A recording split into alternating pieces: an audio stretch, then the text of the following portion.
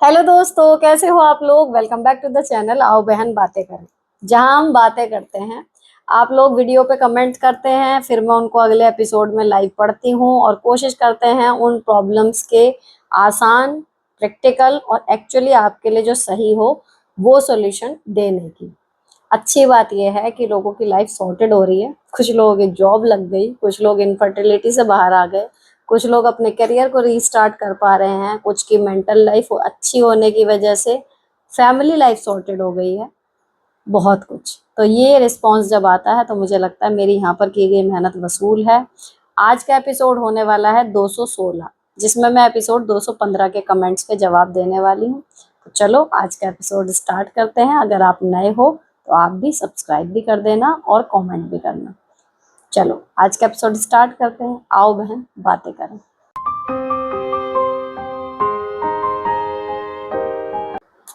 एक आईडी से 4 कमेंट आए हुए हैं। जब मैंने इसे खोला ना तो ऊपर एक कमेंट आया था कि मैं आपको सॉरी परेशान कर रही हूँ कमेंट करके। प्रॉब्लम कोई नहीं थी तो मुझे स्क्रॉल करना पड़ा। तो उन्होंने 3-4 कमेंट किए हुए हैं, उसमें से 3 स्टार्टिंग में ही है, तो मैं उन तीनों को मिला के पढ़ती हूँ। इनका है कि है मेरी बॉडी बिल्कुल टिक चुकी है और पैसों की भी जरूरत है, अकेले हस्बैंड से नहीं कर पाएंगे, बताओ मैं क्या क्या करूँ।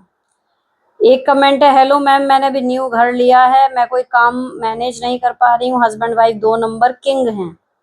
नहीं समझ में आया। 3 बच्चे हैं, तीनों के 10th 12th के एग्जाम से, और मैं बुटीक चलाती हूँ। यूट्यूब पर काम करना चाहती हूँ क्योंकि मेरे घुटनों में दर्द रहता है। मैं सोच रही हूँ यूट्यूब चल जाएगा तो मैं सिलाई का काम छोड़ दूंगी। क्या मैं ठीक कर रही हूँ? प्लीज रिप्लाई करना प्लीज। और एक है, 10 बजे तक जाना पड़ता है, इतना सारा काम, झाड़ू पोछा, बच्चों के टिफिन, खुद के टिफिन, कपड़े, कैसे मैनेज करूं। देखो मैनेज करने वाला तो लिव लाइफ इजी पे पिछले 4 साल से व्लॉग्स में मैं यही बता रही हूँ कि how to manage your home with your job. तो आप अगर उस पर जुड़े हुए हो तो आपको व्लॉग्स के जरिए ही आपका जवाब मिल जाएगा। दूसरी चीज है कि आपने नया घर लिया है, आप मैनेज नहीं कर पा रही हैं। देखो जब हम नया घर लेते हैं चीजों की जगह बनाने में और उस जगह की हमें आदत पड़ने में टाइम लगता है, 6 महीने तक लग सकते हैं। तो अभी इस चीज का लोड मत लो कि हाँ आपका अभी काम मैनेज नहीं हो रहा, टेक टाइम, है ना। दूसरी चीज, बच्चों के बोर्ड हैं, देखो बच्चों का कोचिंग वगैरह लगा हुआ है, उसका आप स्ट्रेस ना लो, सिर्फ उनको मोटिवेट करते रहो। कोशिश ये करो कि घर का जो मैनेज नहीं हो पा रहे काम, उसकी वजह से उनका रूटीन कम से कम डिस्टर्ब। That's it. अगली चीज कि आप बुटीक पे काम करती हैं, यूट्यूब का काम शुरू करने की सोच रही हैं, कोई गलत नहीं है, अच्छी चीज है। बस यूट्यूब पे आने से पहले आप क्या कंटेंट अपनी ऑडियंस को परोसेंगी उसके बारे में एक विजन बिल्कुल क्लियर रख लेना कि आपके कंटेंट से या तो आपको देखने वालों का कुछ हल हो रहा हो प्रॉब्लम, या फिर उनका एंटरटेनमेंट हो रहा हो।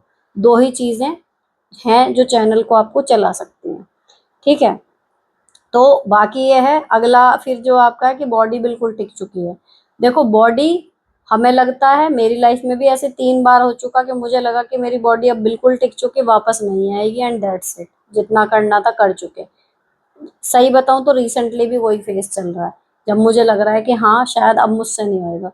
लेकिन पिछले 2-3 बार से जैसे रिकवरी आई है दोबारा बॉडी में, एक उम्मीद है कि दोबारा फिर आएगी, और वो उम्मीद बहुत स्ट्रांग है, ठीक है। तो अगर आपको लग रहा है आपकी बॉडी टिक चुकी है तो उसको ना हाइपर मत हो, उसको देख के प्रिसाइजली देखो बॉडी के कौन से पार्ट में क्या दिक्कत हो रही है, डॉक्टर की हेल्प लो अगर वहां की जरूरत है। अगर कोई एक्सरसाइज या कोई खाने पीने की चीज एक्चुअली आपकी हेल्प कर सकती है, आपने देखा है रेमेडी में, तो उसको सिर्फ देख के छोड़ो मत, सही में उसको फॉलो कर लो। कई बार चीजें सिंपल सी होती हैं, जैसे साइटिका या सर्वाइकल की एक्सरसाइज है, सिंपल सी हैं लेकिन 110% इफेक्टिव है, हमेशा काम करती हैं। तो इस तरीके से आपको जब कुछ मिलेगा ना इंटरनेट पर, उसको देख के छोड़ना मत, उसको सच में अप्लाई करके देखो। बॉडी का इतना बड़ा स्ट्रेस मत लो, खराब भी हमारी वजह से ही होती है, वो सही भी हो सकती है अगर हम उसको ध्यान से प्रॉब्लम को पकड़ लें, ठीक है। तो ये हो गई आपकी सारी प्रॉब्लम्स का हल। अब एक और आया है इसी तरीके से, उनके भी 2 क्वेश्चन हैं एक ही आईडी से। इन्होंने लिखा है कि मेरे हस्बैंड को कुछ नहीं समझते और बेइज्जती से होती है, और उनकी कोई बात नहीं सुनता, और जो वो कहते थे हिंदू वाले बहनोई सब उनकी बात मानते हैं। कम से कम 15-20 साल हो गए, रिश्ता अच्छे से नहीं चल रहा, मैं परेशान हूँ, मैं क्या करूँ। अब ये थोड़ा सा रेफरेंस कॉन्टेक्स्ट कुछ नहीं मिल रहा इसमें कि किस बारे में बात हो रही है। मुझे लगता है ये ऑलमोस्ट सेम आईडी से दो हैं, लेकिन ये वाला अलग है। ये पढ़ती हूँ। इसका जो पहले वाले का लिंक कहीं मिलेगा आगे, तब उसका आगे की बात करेंगे। ये है, प्लीज दी पूरा पढ़ना और बताना क्या गलत है इसमें। मेरी देवरानी प्रेग्नेंट थी तो सास बोली वो ज्यादा मोटी है इसलिए बैठ नहीं पाएगी, तू काम कर ले। पूरी प्रेगनेंसी मैंने किया, इवन मैं बीमारी में भी। फिर डिलीवरी हुई तब 45 दिन तक की। 46वें दिन मायके चली गई, फिर देवर आया उसको लाया मायके से, 25 दिन हो गए। कोई काम नहीं की थी। कल बोला मैं सब्जी बनाऊंगा और ये पूरी तुम बैठना। मैं भी बोली ठीक है। बर्तन धुल दी, वो प्लेन लगा। उसकी बीवी आटा गूंथने लगी, उसका बेटा रोने लगा तो सास गूंथ दी आटा, वो उठ गई। ये बात मेरे हस्बैंड को आउट ऑफ कंट्री कॉल करके बता दिया उसने कि मेरी माँ काम की, वो नहीं। हस्बैंड बोले क्यों नहीं, तो मैं गई उन लोगों के पास पूछने कि तुमने बोला था कि नहीं बोला था, कि आना चाहिए था देखने। मैंने बोला तुम लोगों से नहीं हो रहा था तो बुलाते मुझे, बोला क्यों। बुलाए कर दी मेरी माँ बोली। मैंने बोला तुम लोग एहसान फरामोश हो, अब नहीं करूंगी मैं, चाहे बेटा रोता तू पकाए, तेरी माँ पकाए या बाहर से आए। एक टाइम मैं करूंगी, एक टाइम से कल की रोते गाते सारे घर मिलकर बनाया। आज बोली जाऊंगी अपने घर, सास बोल रही है इसकी वजह से मेरी बहू रहने नहीं पा रही, और बहुत गंदी गंदी गाली दी। मैंने बोला रह क्यों कर रही है, करे खाए एक टाइम, ये एक टाइम मैं जिस भी टाइम बनाना हो बता दो। बताओ मैंने कुछ गलत किया, 1 साल से कर रही हूँ तब भी नहीं दिखा। आपने कुछ भी गलत नहीं किया, ठीक है। तो दैट्स इट, आपने कुछ भी गलत नहीं किया, गलती उन्हीं लोगों की है, बेफालतू की सीन क्रिएट उन्होंने किया है। आप अपनी जगह बिल्कुल ठीक हो। नेक्स्ट, हाय दी, मेरी माँ अभी मायके गई थी और मेरे बच्चे वहां से डॉगी ले आए हैं। मेरे हस्बैंड और सास ने घर में कलेश कर रखा है। मैंने बोला कि जब मेरा भाई आएगा वो ले जाएगा, पर वो बोल रहे हैं जा छोड़ कर आ। अब मैं दिल्ली से अमृतसर कैसे जाऊं। देखो, जिन लोगों को पेट पसंद नहीं होते उनको नहीं होते, वो नहीं बर्दाश्त कर पाते। ये आपके बच्चों को खुद समझना चाहिए था कि उनके घर में क्या हो सकता है। सब बच्चों को शौक लगता है, हर उम्र एक आती है पेट पालने का, लेकिन वो पूछते हैं, परमिशन लेते हैं, पीछे पड़ते हैं, जिद करते हैं, और जब हाँ हो जाती है तभी पेट आता है। तो आपके बच्चों ने देखो गलती करी है। अगर वो कह रहे हैं तू छोड़ के आ, तो दिल्ली से अमृतसर कैसे जाऊं वाला क्या है, आपका एक चक्कर लग जाएगा। लो उसे डॉगी को लेके जाओ और छोड़ के आओ, दैट्स इट। अगर वो यही करके सही है तो। नेक्स्ट, हाय दी, मैं और मेरे हस्बैंड दोनों गवर्नमेंट टीचर हैं, दोनों साथ में ही रहते हैं घर से बाहर। मैं ना मायके में ज्यादा टाइम स्पेंड कर पाती हूँ ना ससुराल में। कभी एक दिन के लिए मायके जा पाती हूँ, कभी वो भी नहीं, और ससुराल तो अक्सर चली जाती हूँ हस्बैंड के साथ ही। इस बार समर वेकेशन में मेरे भैया मुझे लेने आए थे तो मेरी सास ने जाने से मना कर दिया और उनके सामने ही बोली कि अपने मन की हो गई है, जब मन करता है मायके चली जाती है, मैं कुछ नहीं जानती, इसको जाना है तो जाए। मैं उस दिन अपने भाई के साथ नहीं गई। अब हस्बैंड भी मेरे भाई को ही गलत बोल रहे हैं कि वो पूछ के नहीं आए कि इस दिन ले जाऊंगा। क्या करूं दी, समझ नहीं आता, शादी के बाद माँ बाप के घर जाना गलत है। मेरी सास नहीं चाहती कि मैं मायके जाऊं, मेरी शादी को अभी 1 साल ही हुआ है। मम्मी पापा की बहुत याद आती है, मैं रोने लगती हूँ। हस्बैंड तो अच्छे हैं, समझते भी हैं, लेकिन मम्मी पापा की बहुत याद आती है, क्या करूं। देखो, मेरी सास नहीं चाहती ससुराल वाली कि मैके जाए, ऐसा नहीं है, किसी की सास नहीं चाहती कि उसकी बहू मैके जाए। फैक्ट तो ये है। दूसरी चीज, अगर आप ना पैटर्न समझ लो कि भाई क्या करना है, एक जैसे कंपनी में होता है ना, छुट्टी अप्लाई करो यहाँ से वहां से वहां से। मुझे तो शुरू में ये समझ में आया कि भैया पहले हस्बैंड से पूछो, वो कहेगा, फिर मम्मी से, फिर मम्मी से पूछो, मम्मी कहेंगी पापा को बता दो भैया, फिर पापा से पूछो, उसके बाद भी हाँ हूँ मिल रही है नहीं मिल रही है, तब अपने भाइयों को बोलो कि भाई तुम्हारे पास टाइम है हमें ले जाना आके। तब कहीं जाके मैके जाने को मिलता था। तो एक या दो बार ये चीज हुई, मुझे तो प्रोसीजर रट गया था। तो मैं तो बैक टू बैक बस उठाया अपना मुंह क्या ना, और सीधे भाई पहले तुमसे यही कहती थी, हाँ भाई पहला स्टेज क्लियर, अब उनसे कहूंगी, अब उनसे कहूंगी, फिर भैया को फोन करूंगी। तो उनको एक कहना चाहिए, ताना भी मिलता है कि सला अपने घर जाने के लिए इतनी बड़ी फॉर्मेलिटी क्या था, चेन ऑफ वो आएगी एम्प्लॉयज की, हेड ऑफिस तक एप्लीकेशन जाएगी, ये वो ऐसे जाएगी तो ऐसे ही जाएगी। पैटर्न समझो और फिर परमिशन लो, और फिर मतलब टेक्निकली अपने लिए पॉइंट मत छोड़ो कि उसकी वजह से आपके और आपके हस्बैंड के बीच में पंगे हो। और जैसे जैसे भी वो कहते जा रहे हैं उनके वर्ड्स को पकड़ो, इमोशंस को नहीं, एक्सप्रेशंस को नहीं। और फिर टेक्निकली लीगली परमिशन ले लो कि हाँ भाई अब सब संतुष्ट हो, अब जाने, ऐसे तो ऐसे ठीक। लेकिन ये बकवासबाजी होती है, कोई नहीं चाहता कि जाए, पता ही नहीं क्या पेट में दर्द होता है। नेक्स्ट जरूरी सवाल, सिस्टम में सिस्टम नहीं होगा, सिस्टर होगा। मैं मुस्लिम फैमिली से हूँ और मेरी एक बड़ी बहन ने हिंदू फैमिली से शादी कर ली। शादी को आज 20 साल हो चुके।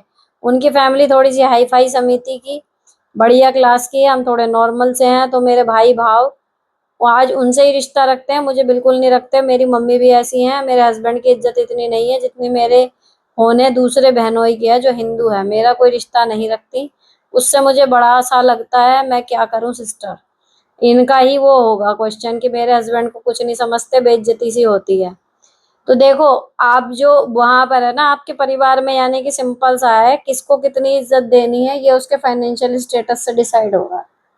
तो पैसा बोल रहा है बस। अब आपके पास पैसा नहीं है तो उसी हिसाब से आपको ट्रीट किया जा रहा है। अब आपके बस की है ये वाला ट्रीटमेंट झेलना, तो इस रिश्ते को कंटिन्यू करो।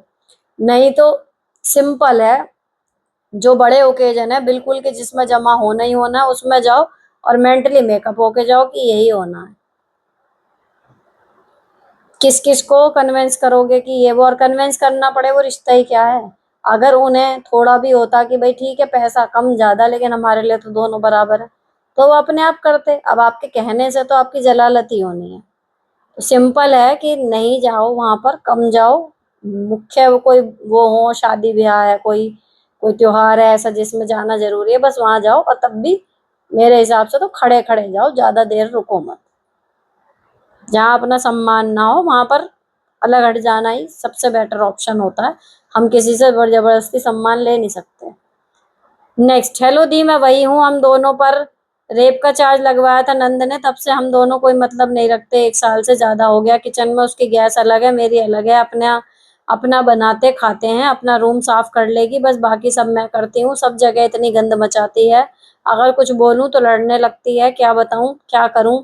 देवर भी रात में रूम में घुस जाता है, उससे भी कोई मतलब नहीं है। सास सबसे बोलती है बेटी की छठी हो गई, दोनों को नहीं पूछा क्या मैंने सही किया। सास सोचती है ये बुलाए, मैं सोचती ये बुलाए। तो मुझे कोई प्रॉब्लम नहीं है, बट मैं कभी नहीं बुलाऊंगी क्या मैं सही नहीं करती हूँ। देखो भैया, सही गलत तो उसी दिन खत्म हो गया जब एक बहन भाई भाभी पर रेप का चार्ज लगवा दिया। तो आपकी फैमिली नॉर्मल फैमिली से अलग तो उसी दिन हो गई। इसमें अब कुछ सही गलत नहीं है। जब इतनी बड़ी बात हो जाती है तो कैसे तो आदमी बात करेगा, कैसे वो निभाएगा, कैसे क्या करेगा। तो जैसे चल रहा है वही मोर देन इनफ है। रिश्ते वापिस आना तो बहुत बड़ी बात है। रही बात ये कि भाई मैं करती हूँ और वो फैलाती है, इतनी मनुष्यत जिस घर में फैली हुई हो ना, बेस्ट ऑप्शन तो होता है कि आप उस इमारत में रहो ही ना। रहोगे, जब पंगे इतने दिमाग में जहर भरा हुआ है तो वो होंगे ही होंगे। अब नहीं छोड़ सकते तो जो है जैसा है वैसे ही चल रहा है। अगर मजबूरी है कि भैया हम घर छोड़ के नहीं जा सकते, तो फिर वो जैसे चल रहा है वैसे ही चलेगा, उसमें आप कुछ कर नहीं सकते। एक होता है नॉर्मल कंडीशन है, ह्यूमन साइकोलॉजी पढ़ रहे हो, लेकिन ह्यूमन साइकोलॉजी तो वहां धरी रह गई ना, सारी सीमाएं तो पहले ही टूट चुकी। तो अब किससे क्या आप कोशिश करोगे कि इसको मैं डील कर लूं। सिर्फ झेलना है। एक होता है ना कि सुलह की गुंजाइश, वो है ही नहीं, सिर्फ और सिर्फ लड़ाई ही है। तो लड़ो जब तक रह रहे हो। कोई चुप रह के लड़ रहा है, कोई बोल के लड़ रहा है। यहाँ से हट जाना ही सबसे बेस्ट ऑप्शन था अगर हो सकता तो। हेलो दीदी, मेरी जेठानी बहुत झगड़ा नहीं है और घर का काम में भी झगड़ा करती है। झगड़ा नहीं है और झगड़ा करती है, घर में 1 रुपए भी नहीं देती है। क्या करें हम। जो आपके हिसाब से नहीं चलता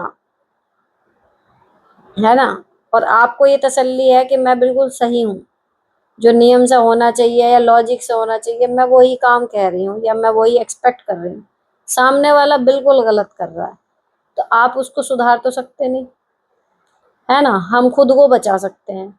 अब खुद को बचाने के लिए उस घर में रहते हुए जितना बचा सकते हो उतना। अब ये घर का काम में भी झगड़ा कर रही है, या तो रसोई अलग कर लो, अगर उससे बात ना बने तो घर अलग करो। क्योंकि जिसको नेगेटिविटी फैलानी होती है, हम ना, देखो कुछ लोग इतने नेगेटिव इतने टॉक्सिक होते हैं कि आप उनके प्रेजेंस में चैन से जी ही नहीं सकते। नेगेटिविटी के भी लेवल होते हैं, कुछ है जिसको आप इग्नोर कर दोगे, फिर उससे बड़े वाले आते हैं जिनको आप इग्नोर नहीं कर सकते, एक दो बार उनकी आपको सामना करना पड़ेगा, गालियां दे रहे हैं, कुछ कर रहे हैं, इतना परेशान कर रहे हैं कि आपको उनको देना पड़ेगा कि भाई जवाब दो, तभी ये चुप बैठेंगे, नहीं तो नहीं, अब सुना नहीं जा रहा। एक उससे भी आगे आते हैं कि आप उनको जवाब दे दो, कुछ कर दो, लेकिन वो इतने ज्यादा निगेटिव होते हैं प्रचंड वाले कि आप उनके साथ सरवाइव नहीं कर सकते। आप अपना दिन का चैन सुकून सब खो दोगे, मतलब ना जियो ना जीनो दो, ऐसे वाले होते हैं। अगर ऐसे लोग आपके आसपास हैं तो भाई उनसे ना सामना करो, ना उन्हें डील करो, ना उन्हें इग्नोर आप कर सकते। सिंपल है, उस जगह से खुद को हटाओ, थोड़ी परेशानी में जी लो, लेकिन टॉक्सिसिटी से दूर रहने में ही भलाई होती है।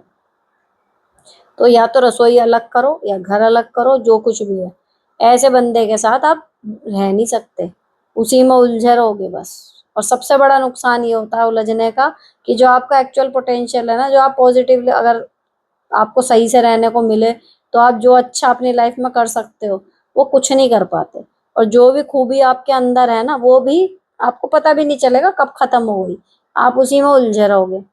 20 काम है, आप 20 के 20 काम कर लोगे अकेली, लेकिन आपको पता है कि आपकी दोरानी या जिठानी है घर में, और फिर वही 20 काम आपको कोई करने बोलेगा ना, तब आपसे नहीं होने के, क्योंकि आपको लगेगा कि 20 में से 20 मैं क्यों करूं, 10 तो इसे करने चाहिए थे। तो यहाँ हमारा दिमाग हमसे खेल जाता है कि भाई ये लॉजिक नहीं है, हमारे को आधे ही काम करने चाहिए जब दो जने, तो वो ही परेशानी होती है, आप अलग हो जाओगे, आप अपने आप सुखी और शांत रहोगे। नेक्स्ट, मेरा पति अपनी भाभी की बात सुनते हैं और अलग रहे हैं, मुझसे बात नहीं करते, और मैं एक बुटीक चला रही हूँ, 2 साल हो जाएगा। देखो जी, अगर बीवी के जाने के बाद भी भाभी से बात करना, उनकी बात सुनना बंद नहीं हो रहा, तो इट्स मोर देन देवर भाभी रिश्ता। पति पत्नी के रिश्ते के आगे सारे रिश्ते गौड़ हो जाते हैं। कोई भी रिश्ता इतना अहमियत नहीं रखता कि हमारी पति या पत्नी के भी रिश्ते से ज्यादा वो बड़ा हो जाए, और अगर वो हो रहा है, इसका मतलब हमारा रिश्ता सही है ही नहीं। तो ये अल्टीमेटम है आपके लिए कि आपके लिए वो शादी सही है ही नहीं। नेक्स्ट, सुनीता जी, अगर मायके में भाई टॉक्सिक हो, वहाँ बहन को जाने नहीं दे माता पिता से मिलने, तो क्या करना चाहिए, और माता पिता मजबूर होकर कुछ ना बोले? देखो, कोई माता पिता ना इतने मजबूर नहीं होते, मैं हमेशा यही कहती हूँ, ये उनका अपना डिसीजन है कि उनको बेटी से ज्यादा बेटे की नजर में ठीक रहना है, तो आपको नहीं जाना चाहिए। दूसरी चीज, लग रहा है शक्ल देखनी है, कुछ करना है, आप वीडियो कॉल की सुविधा आप उस पर देख सकते हो। अगर आप बेटी होके अपने भाई के खिलाफ जाके अपने ससुराल वालों की बुराई लोगे, वहां जाके बेइज्जती भी करवाओगे, इतना कर रहे हो, तो क्या वो माँ बाप होने के नाते अपने लड़के को नहीं कह सकते कि भाई हमने तुझे पैदा करा, तूने थोड़ी हमें पैदा करा, हम किससे मिलेंगे किससे नहीं मिलेंगे, हमारे घर में कौन आएगा कौन नहीं आएगा, ये डिसाइड भी नहीं करेंगे अब हम, वो भी तू ही करेगा, इतना वो बोल सकते हैं। अगर वो नहीं बोल रहे ना, तो ये उनकी मजबूरी नहीं है, ये उनकी चॉइस है। यहाँ हम गलत हो जाती हैं बेटियां कि हमारे माँ बाप मजबूर हैं। क्यों मजबूर हैं वो? उनकी चॉइस है, मजबूरी उन्होंने चुनी है खुद। क्या सिर्फ 2 टाइम खाना बना मिले इसलिए? नेक्स्ट, हेलो दी, मुझसे घर का काम नहीं हो पाते, वजह आपको पहले भी बताई है, सास की गंदगी फैलाने की वजह से डिप्रेशन में हूँ, बच्चे 9th 10th में हैं, उनको भी मेरी नीड है, मन लगाने के लिए भजन का चैनल बनाना चाहती हूँ, पर पति नहीं मानते, बोलते हैं तू कुछ नहीं कर सकती। आवाज मेरी अच्छी है, खुद भी बोलते हैं तू भजन गाती है तो मन खुश हो जाता है, पर मुझे कुछ करने नहीं देते, क्या करूं, लगता है घर के काम के लिए नहीं बनी, पूजा पाठ में भी मन नहीं लगता, पेरेंट्स नहीं है, सिबलिंग्स नहीं है, कोई सुनने वाला नहीं है। अगर आपको अपने ऊपर भरोसा है, तो चैनल बनाने के लिए आपको अपने हस्बैंड की जरूरत नहीं है, ना परमिशन की और ना मदद की। आप सिंपल बना लो, अपने कॉन्टेक्ट में किसी को शेयर मत करना, उन तक वो खुद पहुंचेगा चैनल जिस दिन ग्रो हो जाएगा, तो आप बनाओ और पोस्ट करो। नेक्स्ट, दीदी, अपने अंदर के जलन गुस्सा और चिढ़न को कैसे कम करें? मुझे मेरी जेठानी को देखकर बहुत गुस्सा जलन चिढ़न होती है, और पास्ट को याद करके। जॉइंट फैमिली है, कोई ऑप्शन नहीं है कि मैं कहीं और शिफ्ट हो जाऊं, क्योंकि हस्बैंड का भी सपोर्ट नहीं है, मेरे हस्बैंड का अफेयर है मेरी जेठानी के साथ, मुझे वो बिल्कुल बर्दाश्त नहीं होती, लेकिन गुस्सा करके मेरी हेल्थ का नुकसान होगा, इसलिए मैं खुद ही में परिवर्तन करना चाहती हूँ। भैया अगर मेरे पति का मेरी जेठानी के साथ अफेयर हो, मैं क्यों खुद में परिवर्तन करूंगी? मैं उसे बर्दाश्त करना सीखूं? कोई बात नहीं। मतलब मुझे लगा था स्टार्टिंग में पढ़ के कि वो दुरानी जिठानी वाला होगा, कि काम की चिकर चिकर है, ये सब चीजें हैं, है ना। लेकिन हस्बैंड ही लगा पड़ा है अपनी भाभी के साथ, तो भाई मेरे को लाने की जरूरत क्या थी फिर? भाभी के साथ ही रहे। टैग क्यों लगाना है कि मेरी शादी हो गई? कुंवारा रहता, भाभी की ही सेवा करता सारी जिंदगी, जो करना था। फिर हमारी क्यों जिंदगी खराब करी? सीधे यही बोलो। जैसे होता है ना कि नहीं होने से भाई पति का हो कि मंगलसूत्र तो है, तो भाई तुझे भी पत्नी दिखाने के लिए चाहिए थी, तेरी भाभी तो है ही तेरे लिए, तो तू वहीं रहता। सीधे होता कि शादी नहीं करी भाभी भाई ने, बस यही तो होता। तो इस चीज के लिए खुद में परिवर्तन जरूरी नहीं है, उनकी बैंड बजाने की जरूरत है आपको। उसका भाभी के साथ अफेयर है तो हम क्यों भुगतेंगे? हम अपनी पूरी जिंदगी क्यों खराब कर रहे हैं? तुम अपनी लव स्टोरी चलाओ ना, हमें छोड़ो। सिंपल सी बात है। ऐसे आदमी के साथ रहने के लिए क्यों तत्पर हो? अकेली अब भी हो, ऊपर से लांछन, ये मतलब एक बेइज्जती कि हमारे होते हमारा पति कहीं और घुस रहा है। समझ रहे हो? तो भाई यहाँ खुद को चेंज करने की जरूरत नहीं है, उनकी बैंड बजाने की जरूरत है। ये कोई तरीका नहीं होता। मैम एक बात पूछनी थी, बताना इसमें मैं और मेरे हस्बैंड क्या करें। कुछ दिन पहले मेरी ननद आई थी, घर आने से पहले फोन किया कि हम आ रहे हैं, खाना बना दो। तभी मैं घर के काम फिनिश किए थे, बहुत थक गई थी, सुबह से 3 आवर्स से लगी थी। मैंने सोचा कोई बात नहीं, कुछ मिनट का काम है, कर लूं, कर दिया। फिर ननद को कुछ सामान लाना था, वो दुकान पर गई, पैसों को लेकर दोनों हस्बैंड वाइफ के बीच बात हुई। मेरे हस्बैंड वहीं देते थी, बैठे होगा, उनकी बात सुन रहे थे। दोनों के पास कैश नहीं था। नंद बोली कि कोई बात नहीं, मैं भाई से लेती हूँ। पैसों के बारे में हर बार गेम खेलते हैं, अपने पैसे बचा लेते हैं, हमारे लगवा देते हैं। हद तब हुई, ननद तो दुकान पर गई और उसके हस्बैंड हमारे पर्सनल रूम बंद करेंगे। 2 आवर तक सोए बंद करके, और हस्बैंड ड्राइंग रूम में गर्मी में मर गए। ऐसे ननद का क्या करें? बहुत आप अपने आप को क्लेवर समझती है, दूसरे को बेवकूफ समझती है। मुझे डर, नेक्स्ट ईयर मेरे सास रिटायरमेंट होने वाली है, कहीं कोई गेम खेलकर पैसों पर कब्जा कर जाए। देखो ऐसा आदमी तभी तक फायदा उठा पाता है जब तक आप अपने शर्मिंदगी में रहते हो, आप अपनी इमेज के हिसाब से सही बिहेव करने की उसमें रहते हो। लेकिन एक कहावत है हमारे यहाँ कि नंग के साथ नंग होना पड़ता है। जब कोई आपकी अच्छाई का, आपकी बलमनसाहत का इस तरीके से फायदा उठाने लगे, तो आपको अपनी इमेज एक किनारे रख के उसके साथ उसी की भाषा में बात करनी चाहिए। हाँ, एक आध बार होता है पैसों का तो आदमी दे देता है, लेकिन हर बार अगर यही हो रहा है तो आप भी तो ये कह सकते हो कि यार तू जब आती है, तेरे पास पैसे ही नहीं रहते। सीधे कह दिया कर कि पैसे ही लेने हैं। एक आध बार कड़वा बोल बोल दो, थोड़ी भी शर्म होगी तो वो है। रही बात कि कमरा बंद करके सोए और आपके हस्बैंड वहां, क्यों सो रहे हो वो नीचे ड्राइंग रूम में? अगर आपके हस्बैंड को भी लेटना है, जीजा लेटा हुआ है, खुलवाओ कि जीजा मुझे भी लेटना है। क्यों उसको दे रहे हो वो रॉयल ट्रीटमेंट की वो कर सकता है? अगर वो उसको लेटना है एसी में, वो लेट गया जाके, आप भी वहीं लेटो जाके। आपके हस्बैंड को चाहिए था, क्यों नीचे लेट रहे हैं? क्यों उसको प्राइवेट दे रहे हो कमरा? ठीक है ना। तो एक और बार ना, ऐसे लोग होते हैं जो आपकी अच्छाई का कि यार उसको बुरा लगेगा, हम लोग ये सोच रहे हैं, और वो इसी चीज का फायदा उठा रहा है। महाभारत में शकुनी का एक डायलॉग है कि जो लोग धर्म पे चलते हैं उनके साथ किस हद तक अधर्म हो सकता है कि मेरे बच्चे तुम ये समझ नहीं सकते, अंदाजा नहीं लगा सकते, उनके साथ बहुत अधर्म हो सकता है। तो वो हमारे साथ ये सब चीजें तभी तक कर पाते हैं जब तक कि हम अपनी मान मर्यादा बना के चल रहे हैं। अगर हम एक आध बार भी उनके हिसाब से रिएक्ट नहीं करेंगे ना, तो ये चीज कम हो जाएगी। Next, hello ma'am, I am 39 now. My qualification is MSc B.Ed. My husband don't want me to work on private school or college. He is telling me to try for government job. So now I am in home. I like to cook and taking care of children, but I am so irritating to do household chores. My husband is not ready to keep maid and not ready to invest in machines that may reduce my work. 8 years we were with our in-laws. My husband's father, mother, and divorced sister suffered lot there. From 2 years we have separated. My father-in-law is no more now, but mother-in-law stays with us. When she has health issues, as soon she feels good, she goes to divorce daughter. and it is becoming hard and difficult to maintain home neat and clean. My body and mind both are not supporting. Help me. I am also not able to prepare for government job because of household chore.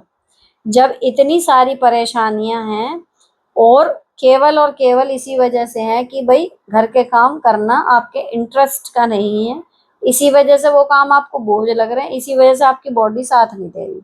ये चीज clearly अपने husband को ये message दो कि अगर आपको चाहिए कि मैं घर के जो खाने का काम है, बच्चों की टेक केयर करना है, वो करती रहूं, प्लस मैं गवर्नमेंट जॉब के लिए प्रिपेयर कर पाऊं, तो ये घर के कामों के लिए आपको मेड या मशीन्स लगानी ही पड़ेंगी, नहीं तो ये पॉसिबल नहीं है। मैं मेंटली सिक होती जा रही हूँ, जितनी मेरी कैपेबिलिटी है वो भी खत्म हो जाएंगी, क्योंकि आप एक जबरदस्ती का काम थोपा हुआ है और वो डेली करना है। ये भी नहीं कि वंस इन अ वीक या 2 घंटे करके खत्म। खाना मैं अपना देखूं तो खाने का काम या बच्चों को संभालने का काम 40% है, 60% आपके ऊपर के ही काम होते हैं। तो 60% काम जब आप बेमन से करोगे तो आपका मेंटल हेल्थ खराब होगा ही होगा। ये चीज क्लियरली अपने हस्बैंड को बोलो कि अगर मुझे सही सलामत देखना चाहते हो कि मैं मेंटली भी ठीक रहूं और उसके बाद फिजिकली अपने आप ठीक हो जाऊंगी, तो ये जो कह रही हूँ मेड या मशीन ये करवा लो। नेक्स्ट। हेलो मैम, सास हर 2 महीने में बालाजी मेहंदीपुर जाती है और उससे भी पहले हो रहा है। जब मेरी शादी हुई थी इन्होंने ये बात मुझसे छुपाती थी। मेरी सास पर कोई ऊपरी चक्कर है और वो हर 2 महीने में 45 दिन के लिए बालाजी जाती है। मुझे उनके बालाजी जाने से प्रॉब्लम नहीं है, बट वो हमें बहुत परेशान करती हैं। मेरा 4 साल का बेटा है, मैं वर्किंग हूँ, जब तक वो घर में होती हैं तब तक वो लाती हैं मेरे बेटे को, और जब उन्हें जाना होता है तब बिना बताए चली जाती हैं। हमें बच्चे के स्कूल से पिक ड्रॉप का अरेंजमेंट भी नहीं करने देती। जब पूछो तो उल्टा जवाब देती हैं कि तुम्हारे बाप का नहीं खा रही, मैंने तुम्हारा ठेका नहीं ले रखा। और हम अगर बच्चे को डे केयर में डालते हैं तो वहां भी नहीं डालने देती। मेरे पति को बार बार घर से निकलने की धमकी देती हैं और बद्दुआ देती हैं। दुख की बात यह है कि वो ये सब मेरे ससुर के कहने पर कर रही हैं। उनकी शुरू से यही सोच है कि बहू सास ससुर को नौकर बनाती है। मैंने शादी के 4 साल उनकी बहुत सेवा की, फिर भी मेरे खाने पीने पहनने हर बात पर पाबंदी थी। रिश्तेदारों में मेरी बुराई करती हैं कि मैं सेवा नहीं करती और मुझे धमकी देती हैं। अगर किसी को बताया कि हम बालाजी जाते हैं तो घर से निकाल दूंगी, क्योंकि मेरे देवर की शादी नहीं हो रही। इनके नेचर की वजह से बहुत परेशान हूँ। ना छोड़ते हैं ना ही कॉपरेशन करते हैं। मैं क्या करूँ, इनसे बात करने का भी कोई फायदा नहीं है। हस्बैंड ने भी कर ली और मैंने भी। What to do, please suggest. अपना ना एक बैकअप ऐसा रखो जो इंस्टेंट आपके लिए रेडी रहे।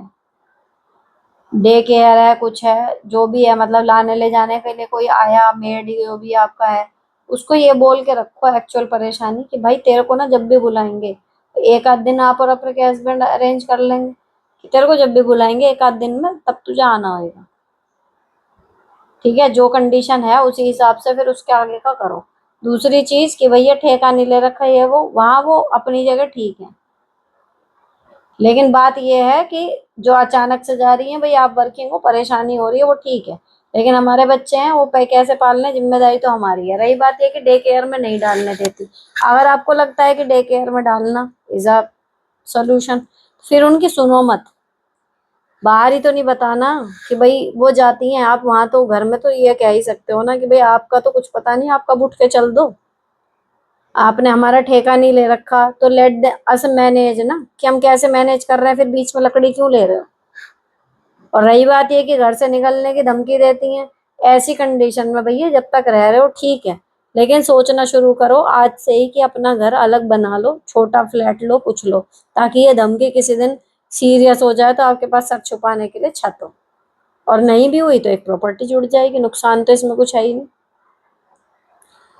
नेक्स्ट।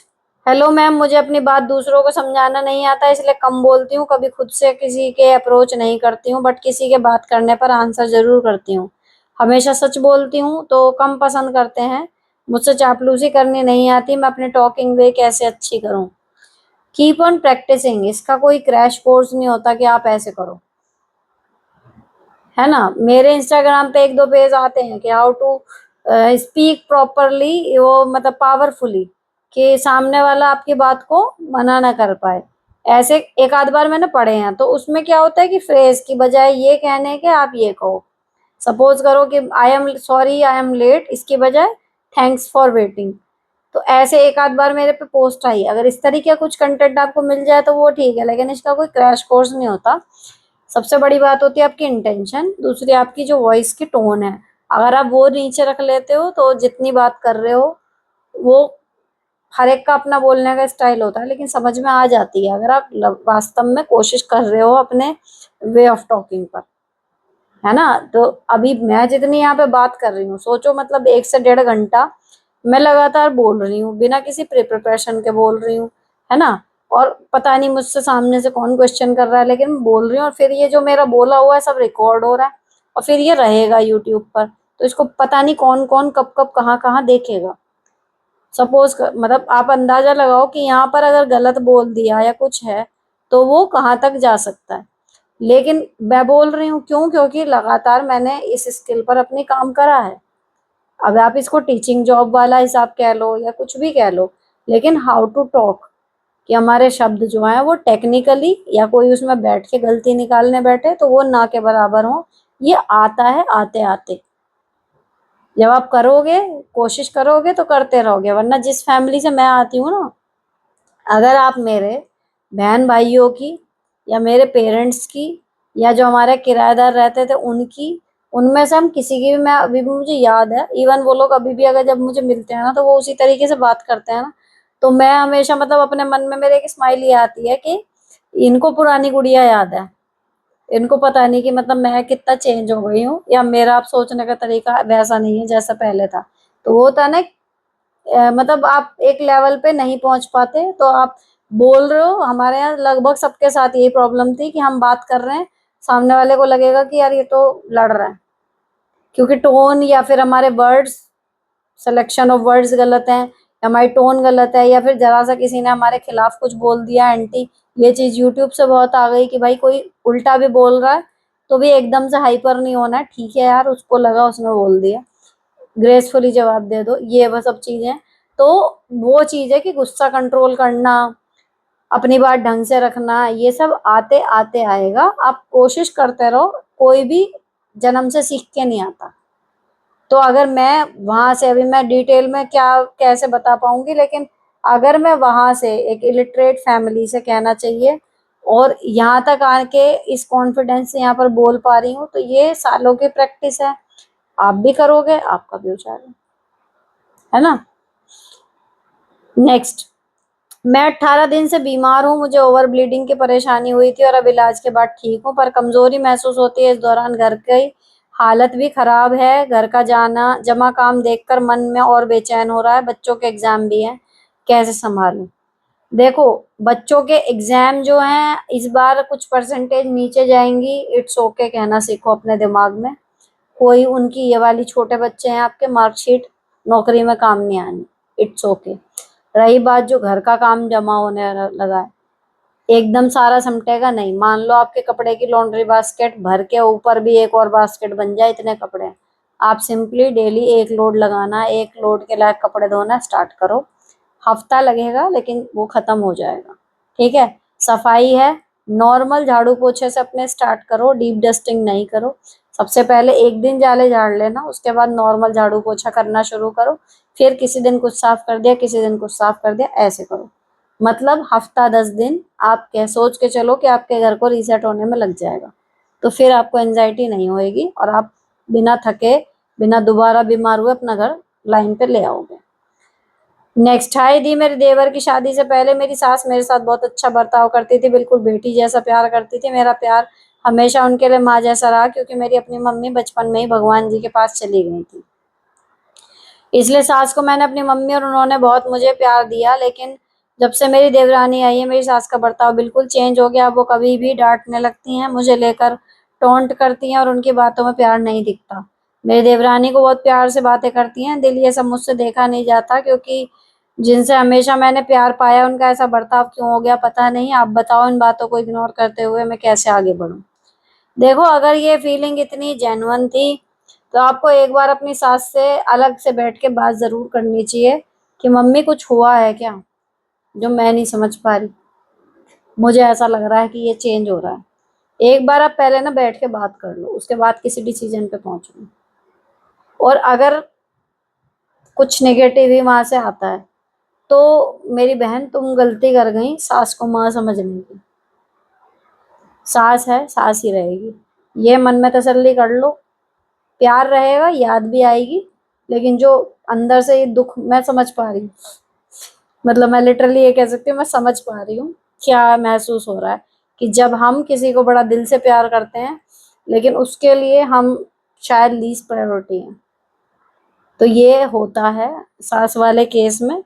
और जब स्पेशली आपकी सास के साथ स्टार्टिंग में बॉन्डिंग बन जाए और उसके बाद ये टूटे, एक तो होता है कि शुरू से बने ही नहीं, तो दुख होता है। लेकिन आप एक बार तसल्ली कर लो कि क्या दिक्कत है, और अगर लगे कि कुछ दिक्कत नहीं है, आप कभी था ही नहीं वो प्यार उनकी तरफ से जो आपकी तरफ से है, तो फिर जैसे ब्रेकअप के बाद है ना, आप सब्र कर लेते हो, बस आप सब्र कर लो बस।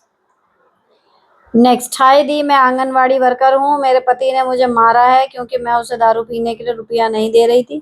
6 मंथ से मेरे पति जॉब छोड़े हुए हैं और मुझे पैसे लेते हैं।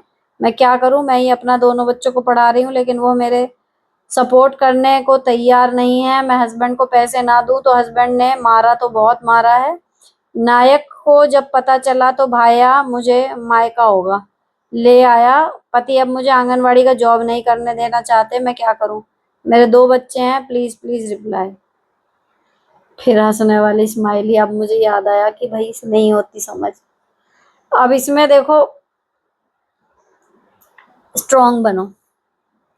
अब आप कहोगे ये क्या नई बात है? आपके आंगनवाड़ी की जॉब है ना, हर किसी को नहीं मिल रही वो, तो नहीं करने देना चाहता वाला वो कोई होता नहीं। दूसरी चीज, आपकी जॉब की वजह से आपके बच्चे पल रहे हैं, उसको पता नहीं कब मिलेगी जॉब। सिर्फ और सिर्फ ये है कि अभी पैसे कमा रही है, इसके लिए मैं इससे मांग रहा हूँ, इसलिए ऐड दिखा रही है, इसके पैसे कमाना बंद करो। तो देखो, सिंपल कह देना भाई, तू उल्टा हो जा, सीधा हो जा अपने पति से, कि पति देव तुम उल्टे हो जाओ, सीधे हो जाओ, नौकरी तो मैं नहीं छोड़ूंगी,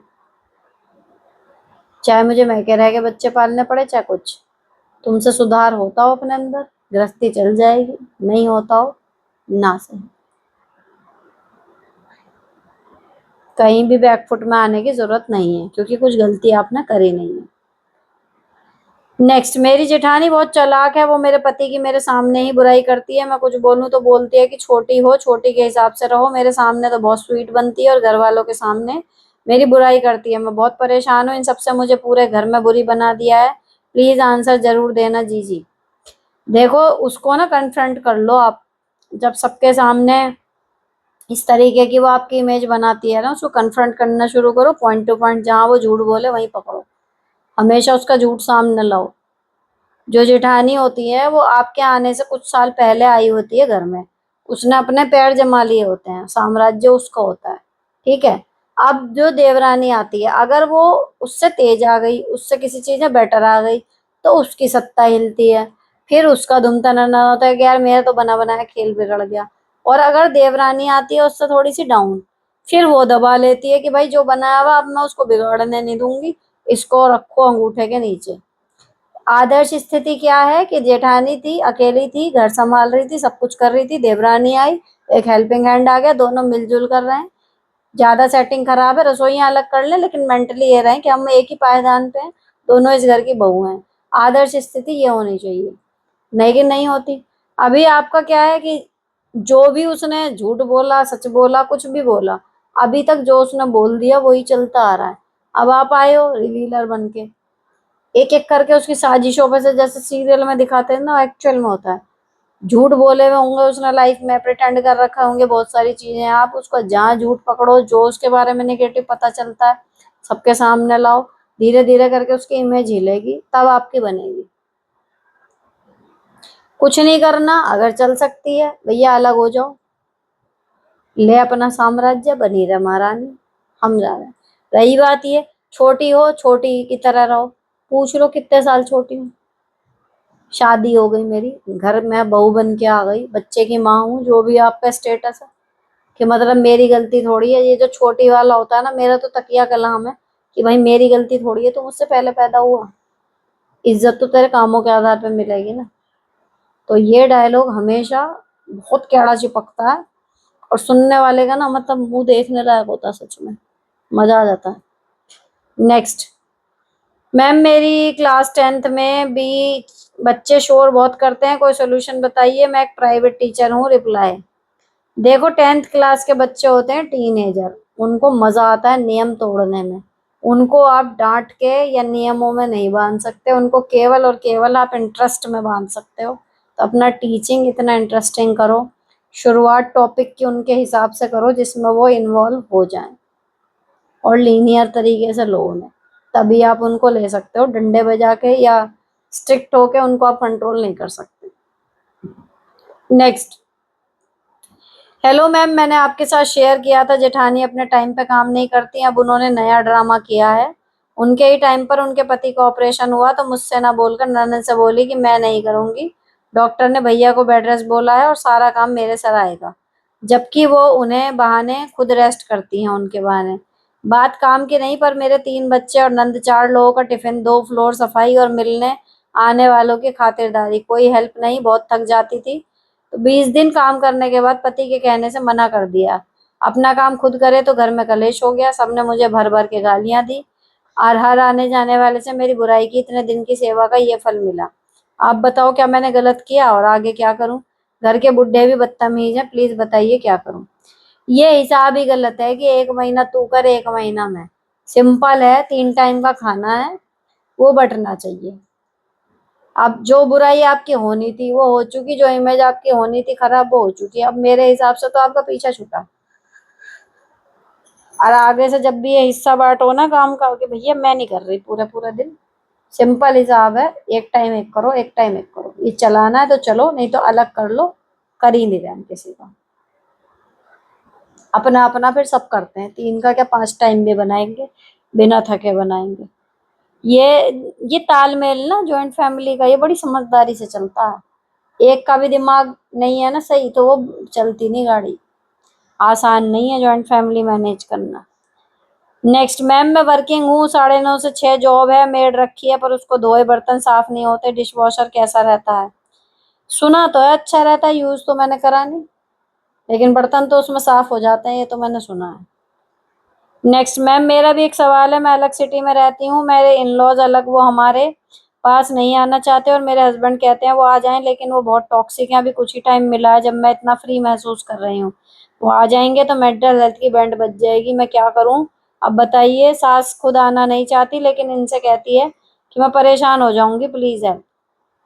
अपनी तरफ से कुछ मत कहो, आपकी राय पूछी जाए तो राय ईमानदारी से देना कि भाई मैं तो ऐसे ही खुश हूँ, मैं तो वैसे चाह नहीं रही कि वो आए, लेकिन बाकी आपकी मर्जी। झूठे को भी ये मत कहना कि अरे अच्छा रहेगा आ जाएंगे, ये वो आपका वही पॉइंट पकड़ के कि हाँ भाई बहू की मर्जी है चलो। जब भी आपके पति आपसे राय पूछें, अपनी राय ईमानदारी से देना जो एक्चुअली चाहती हो, बाकी छोड़ दो। और रही बात ये कि आ जाएंगे तो ये होगा वो होगा, कई बार आने से पहले हम बेफालतू में बहुत ज्यादा डर रहे होते हैं, फिर हम मैनेज कर लेते हैं जब आती है। अगला क्वेश्चन बहुत बड़ा है, देखते हैं। हेलो दी, प्लीज रिप्लाई जरूर करना, मैं वही डॉक्टर कपल वाली हूँ जिसके हस्बैंड मेरे घर वालों के बारे में हमेशा गलत बोलते हैं। हस्बैंड बोलते हैं मेरा तो 2 करोड़ वाला रिश्ता आ रहा था, जब बात हद से ज्यादा बढ़ गई तो मेरे घर वाले उनके घर बात करने गए थे, तब उनके फादर ने कहा था ले जाओ अपनी बेटी को, 10 दिन में पैर पकड़कर वापस छोड़ जाओगे। मुझे घर आए हुए लगभग 1.5 महीना हो गया, लेकिन अभी तक उनकी तरफ से कोई जेन्युइन एफर्ट या अपनी गलती का एहसास नहीं दिख रहा। मेरे हस्बैंड ने हॉस्पिटल में मेरी सीनियर से भी यही कहा, मुझे सिर्फ तुमसे मतलब है, घर वालों से कोई रिलेशन नहीं रखूंगा। मुझे लगता है कि वो चाहते हैं कि मैं अपने घर वालों से कम्प्लीटली कट ऑफ हो जाऊं, ताकि फिर मुझे इमोशनली टॉर्चर करते रहें और अपनी मर्जी चलाएं। उनके ईगो में जरा भी फर्क नहीं आया। मुझे डर लगता है कि अगर मैं वापस चली भी गई, फिर से वही डिसरिस्पेक्ट, इग्नोर करना और इमोशनल टॉर्चर शुरू हो गया, तो मैं क्या करूंगी?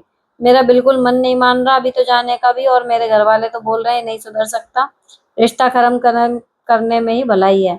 ऐसे लोगों से मैंने अपनी कार भी वापस ले ली है, क्योंकि उसकी ईएमआई मैं ही भर रही थी, और ड्यूटी जाने के लिए मुझे उसकी ज़रूरत है। मुझे समझ नहीं आ रहा कि मुझे क्या डिसीजन लेना चाहिए, क्या मुझे इस रिश्ते को और वक्त देना चाहिए, या अब अलग होने के बारे में सोचना चाहिए, और मैं और कितना वेट करूं? 1 जून से लेकर अब तक उनकी तरफ से कोई जेन्युइन एफर्ट नहीं दिख रहा। अलग होने का भी डर लगता है। लोग कहते हैं कि सेपरेशन के बाद लोग बुरी नज़र से देखते हैं और सेकंड मैरिज में भी पता नहीं कैसा इंसान मिले, कहीं इससे ही बुरा मिल गया तो। सच कहूँ तो मैं अभी सेकंड मैरिज के बारे में सोच भी नहीं पा रही हूँ। इस दौरान मुझे उनके परिवार के बारे में भी कुछ बातें बाद में पता चली जो मुझे पहले छुपाई गई थी। उनकी एक बहन की सेकंड मैरिज हो चुकी है, उनके फादर पर कर्ज और लीगल केसेस चल रहे हैं। ये सब बातें शादी से पहले डिस्क्लोज नहीं की गई थी। मुझे ये भी पता चला कि उनके फादर का दूसरी औरतों के साथ भी इन्वॉल्वमेंट रहता है।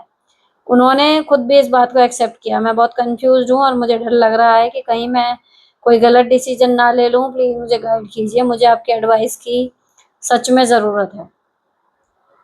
अपने मैके वालों की बात मानो, जितना पता चला है उतना काफ़ी है आपको एक डिसीजन पे पहुँचाने के लिए।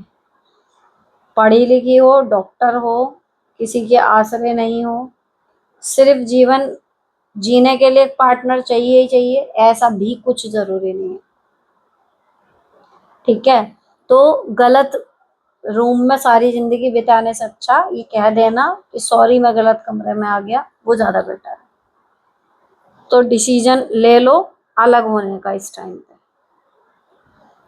नेक्स्ट, मैम मैं फर्स्ट टाइम कमेंट कर रही हूँ। उत्तराखंड के विलेज में रहती हूँ, यहाँ ग्रेजुएशन तक कॉलेज है बट मैं एमएससी करना चाहती हूँ। कॉलेज सिटी में है। प्रॉब्लम यह है कि घर में सिर्फ मैं और मम्मी है, भाई आर्मी में है, पापा जी की डेथ हो गई थी 5 साल पहले। दिमाग कहता है पिछड़े हुए गांव में मेरा डेवलपमेंट नहीं हो सकता, बट दिल कहता है मम्मी अकेली कैसे रहेंगी।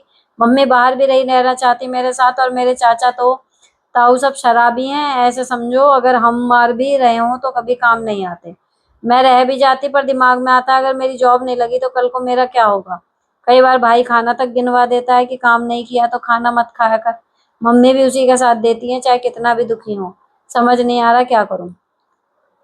अपनी पढ़ाई करो, एमएससी। अगर ज्यादा मम्मी की चिंता हो रही है, अप डाउन का जुगाड़ देखो कि डेली अप डाउन करके आप क्या कर सकती हो, है ना? कल को आपकी जॉब लगेगी तब क्या करोगे, ये सोचो ना। अगर आप पढ़ाई के लिए यहाँ सब अटक के रह जा रही हो तो जब जॉब लगेगी तब कैसे करोगी? तब भी तो निकलोगी ही, तब भी तो वही मम्मी रहेंगी, तब भी सेम सिचुएशन रहेगी। तो निकलो, जब निकलोगी अपने आप हो जाएगा। और ये कि मम्मी कैसे रहेंगी, सब रह लेते हैं। और जो माँ आपके खाने के लिए आपको ताने पड़ रहे हैं तब भाई का साथ दे रही है, तो फिर आप इतना क्यों सोच रहे हो? अपनी पढ़ाई पूरी करो, क्लियर बनो। देख लो जिसके लिए सेक्रीफाइस कर रहे हो वो एक्चुअली डिजर्व करता है वो सेक्रीफाइस हमारी तरफ से, या हम बेफालतू में इमोशनली फूल बने जा रहे हैं। मम्मी भगवान करे बनी रहे, मम्मी ऐसी रहने वाली, स्थिति ऐसी रहने वाली है। एमएससी छोड़ दोगी ऐसी रहोगी, एमएससी कैसे कैसे करोगी तो आगे आपका टारगेट है जॉब पे जाने का, तब कैसे करोगी? करना तो है ही ये चीज, तो आप ही करो। नेक्स्ट, हेलो मैम, मेरे से जब भी कोई बात कहता है मुझे उस टाइम सही जवाब नहीं दिया जाता। बाद में मेरी सिस्टर बोलती है ये कहना चाहिए था, तुम तो सीधी हो, मैं सबसे मिलके रहती हूँ। फिर सब कहते हैं हमने तो उससे काम निकलवा लेते हैं, मैं क्या करूँ? तेज कैसे बनूं? मैं वीडियो भी देखती हूँ, सीरियल भी, इसी वजह से, पर हो नहीं पाता। सामने याद ही नहीं आता क्या कहना है। मैं बहुत परेशान हूँ, मेरी सिस्टर मुझे समझाती है पर मैं क्या करूँ? इट्स ओके, आपको जवाब नहीं देना, नहीं देना, नहीं समझ में आता। कई बार हमारा मन नहीं होता जवाब देने का, इट्स कम्प्लीटली ओके। उस पर मत ज्यादा स्ट्रेस लो कि मैं जवाब क्यों नहीं दे पाती। बात यह है कि आपसे लोग काम निकलवा लेते हैं। अब काम जब हम कर रहे हैं वो हम पूरे होशो हवास उठ के सोच रहे हैं, कर रहे हैं, कैसे करना है, सब कुछ करके तभी तो करके दे रहे हैं। वो आप नहीं करो ना। तो जो कह रहे हैं कि हम तो उससे काम निकलवा लेते हैं, अरे तू मेरा ये काम कर देगी क्या, या ये सिंपली हाँ ना इतना अब बोल दो कि नहीं हो पाएगा, नहीं, मत करो एक्सप्लेन क्यों नहीं। पूछें क्यों, पता नहीं, मुझसे तो नहीं होगा। ऐसे ही कुछ रैंडम सा आंसर दे दो, इतना ही कि पता नहीं, जैसे नो ना। तो एटलीस्ट ये है कि बातों से आप नहीं जीत सकते, लेकिन कोई आपको यूज कर रहा है, आपसे काम निकलवा रहा है, वो उससे तो बचोगे। तो तेज बनना इट्स नॉट कंपल्सरी कि तेज बनेंगे तभी। सीधे लोग आराम से, लेकिन सीधा और बेवकूफ उसमें दो फर्क होते हैं। बेवकूफ मत बनो, सीधा ठीक है। हम ना किसी के बुराई में पड़ रहे, ना अपनी बुराई किसी को करने दे रहे, वो हो गया सीधा।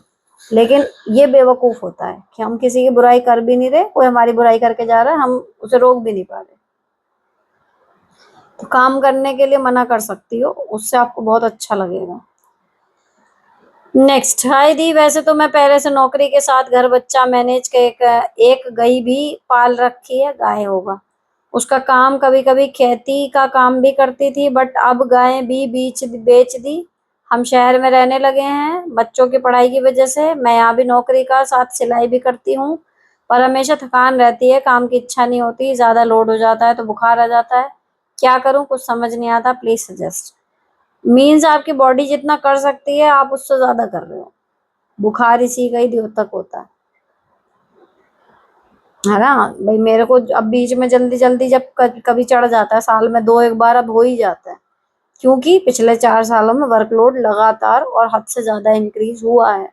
वरना मुझे 10-10 साल बुखार भी नहीं होता था, मैं बीमार नहीं होती थी बिल्कुल भी। और अब भी होता है घूम फिर के, तो क्या होता है बुखार, क्योंकि वर्कलोड बढ़ जाता है, कई बार हो जाता है ऐसा। तो वर्कलोड आपका ज्यादा हो रहा है, इस वजह से हो रहा है। जहां से कट कर सकती हो थोड़ा कट कर लो, या बीच में ब्रेक ले लिया करो, है ना। तो अपने आप ही जब शरीर साथ नहीं देगा तो मन कैसे करेगा फिर करने का? बात वो है ना। एक तो हो रहा है कि हम दिमाग से परेशान है इसलिए शरीर साथ नहीं दे रहा, एक हम दिमाग से बिल्कुल सही है, शरीर से हम काम कर रहे हैं, लेकिन शरीर की एक क्षमता है उसे हमने क्रॉस कर दिया, तब वो रुकता है। तो थोड़ा सा काम अपना कहीं एक किनारे से कम करना शुरू कर दो थोड़ा सा, तो फिर ठीक हो जाएगा सब। नेक्स्ट, मैम मैं वही हूँ जिसके हस्बैंड कहते हैं शहर में रहना था तो गांव में शादी क्यों की। अभी तक मैं गांव में रहती थी, अभी को शादी से पहले पूछा था बियर पीते हो तो मना किया था, बट वो ओकेजनली पी लेते हैं, मुझसे कंट्रोल नहीं होता, 4 दिन तक रोई हूँ जब अभी पी उन्होंने। मैं उनकी सारे काम अपने पूरे पैसे उन्हीं के अकॉर्डिंग इन्वेस्ट करती हूँ, बट मेरे अकॉर्डिंग कुछ नहीं होता। देखो ये धोखाधड़ी से मन तो टूटता ही है ना। और ये बहुत गलत चीज है कि शादी के टाइम कह दिया नहीं पीते और बाद में पी रहे हैं। आप अब इसका सीधा वो होता है कि मैं भी ऐसे कुछ बताऊं कि मैं ये नहीं करती थी, आपको लगता और फिर मैं करने लगूं, कैसा लगेगा? धोखा है ये। तो आपका नाराजगी जायज है, लेकिन ये है कि उनको अपनी नाराजगी उतनी दिखा भी दो, बजाय कलेश करने के साइलेंट ट्रीटमेंट काम करता है। और जब वो बात करें तब बताना कि भाई दिल टूट गया है झूठ से, आपके धोखे से। अब ये कोशिश कर लो कि ये नंगपने पे ना उतर जाए ये आदत, तो भी मैं सोचूंगी कि चलो कुछ तो, है ना। और रही बात पैसों की कि उनके हिसाब से करते हैं, तो देखो अगर पैसा आपका है आप उनसे राय ले सकती हो, लेकिन अपने पैसे अपने तरीके से भी आधे अगर आप इन्वेस्ट कर लो, आपको भी ठीक लगेगा, दूसरा उन पे भी प्रेशर रहेगा कि हाँ ये कर सकती है। आधे पैसे आप अपने तरीके से इन्वेस्ट करो, भले नहीं है नॉलेज आप वीडियोस देखो, सर्च करो, समझदार करो, छोटी इन्वेस्टमेंट करो ताकि अगर गलत भी हो गई तो कम से नुकसान हो, लेकिन करो खुद। फाइनेंशियल मैटर अगर आप खुद करो थोड़े से, तो उसका एक अलग ही इफेक्ट पड़ता है आपके हस्बैंड पे और आपके हस्बैंड वाइफ रिलेशनशिप पे। अच्छा, नेक्स्ट, हेलो दी, गुड इवनिंग। मेरे पति ड्रिंक करते हैं, कभी कभी इतना ड्रिंक कर लेते हैं कि रूम के अंदर ही वॉशरूम कर देते हैं, अगर बोलती हूँ तो रात को घर से गाड़ी लेकर भाग जाते हैं। फिर मैं फोन करती हूँ तो कहते हैं कि मैं तुम्हें घर का राशन नहीं ला कर दूंगा, और घर पे भी किए 2 दिनों तक घर भी नहीं आते, मार्च में भी 1 मंथ घर पर नहीं आए, क्या करूं? अलग होने की धमकी दो। क्यों, मतलब यार क्यों रहते हो ऐसे आदमियों के साथ? ये डिजर्व करते हैं पत्नी रहना? ये नॉर्मल लग रहा है आपको? क्यों रहते हो ऐसे पतियों के साथ? रह रहे हो इसीलिए इनकी इतने ताव चढ़ रहे हैं, उनको लगता है कि वो ये सब कर सकते हैं। 1 महीने बाद जब वापिस आए ना घर में, ना बीवी मिले ना बच्चा, अब तू राशन ला मत ला, खुद खा ले, कर जो तुझे करना है, फिर कमरे में टॉयलेट कर, पॉटी कर, कुछ कर, ना तुझे कोई टोकेगा ना उसे कोई साफ करेगा। क्यों जिंदगी बर्बाद करते हो ऐसे आदमियों के साथ रह के? इससे बुरी लाइफ नहीं होएगी उससे अलग होने पे। एक सिर पे कांटों का ताज रख के क्यों घूम रहे हो? उसको उतार के फेंको, ताज नहीं होगा लेकिन एटलीस्ट सिर हल्का रहेगा। तो भाई शादी, ये टाइटल भी था कि शादी टॉर्चर होने के लिए करते हैं क्या हम? और फिर उसी में हम ये कि समाज क्या कहेगा, ये वो रुक तो गए। एट द एंड समाज क्या ही कहेगा? आपने पूरी जिंदगी जो टॉर्चर झेला है वो आप झेल रहे हो, है ना? तो उसको क्यों वो आजादी दे रहे हो कि वो आपको इस हद तक परेशान कर रहा है? ऐसा आदमी डिजर्व नहीं करता, सिंपल सी बात, किसी औरत को अपनी बीवी कहने का। तो अकेला रहे, सड़क किनारे भिखारी पड़े नहीं रहते, शराबी भिखारी नहीं है। जब भी मैं उनको देखती हूँ ना, मेरे को पता नहीं क्यों हमेशा यही ख्याल आता है कि ये लड़का है, आदमी है। जब ये पैदा हुआ होगा, इसके माँ बाप ने बड़े खुशियां मनाई होगी, हमारे कुल दीपक आ गया, हमारा लड़का हो गया, ये है वो है। हर माँ बाप यही करते हैं। उसके बाद पेरेंटिंग कह लो या कुछ भी कह लो, अब वो वहां पड़ा है, हो सकता है उसकी शादी भी हो गई हो, कहीं बीवी बच्चे भी हों। लेकिन भाई ठीक है, गलत जगह शादी हो गई। उस आदमी अगर वो क्रैक है, हमारे ड्यूटी नहीं है कि उसको पूरी जिंदगी उस क्रैक आदमी के साथ हम अपनी जिंदगी बर्बाद करें। नेक्स्ट दी, मैं डिसिप्लिन और रूटीन में ही रह पाती हूँ, बहुत अच्छी हूँ स्टडी में, बट कभी घर वालों को कभी किसी से मेरा रूटीन बिगड़ जाता है, मैं क्या करूँ? इट्स क्वाइट नॉर्मल कि आपका डिसिप्लिन, आपका रूटीन बिगड़ता है। लेकिन बात यह है, एक दिन कुछ गड़बड़ हुई, उसे दूसरे दिन फिर पकड़ लो। अपने आप के साथ थोड़ा सा लीनियर रहो। और अगर आप इसके नियम पढ़ोगे ना डिसिप्लिन के, आपको रूटीन बनाना है, अगर आपका एक दिन बीच में डाउन हो गया, दूसरे दिन उसे लगातार मत करने दो, मतलब 2 दिन स्किप नहीं होने चाहिए, तो आपका वो हैबिट और रूटीन बन जाता है।